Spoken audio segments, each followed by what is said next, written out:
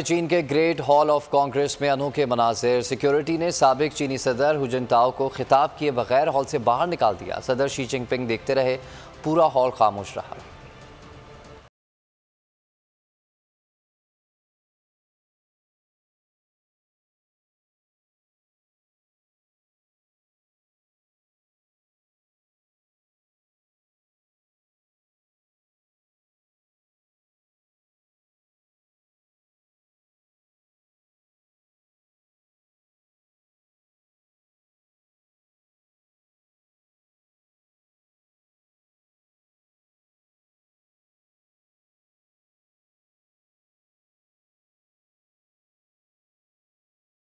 एक बार फिर नंबर 1 बोल न्यूज ने एक बार फिर सारे रिकॉर्ड तोड़ दिए। सिकंदर सुल्तान राजा साहब ने मियां नवाज शरीफ से राब्ता किया और उनसे पूछा कि मेरे लिए क्या हुक्म है। बोल का प्रोग्राम अब पता चला। लाहौर के अस्पतालों में भी मसीहा नहीं फिरौन बैठे। शाम 7 बजे की स्लॉट में सबसे ज्यादा देखा गया।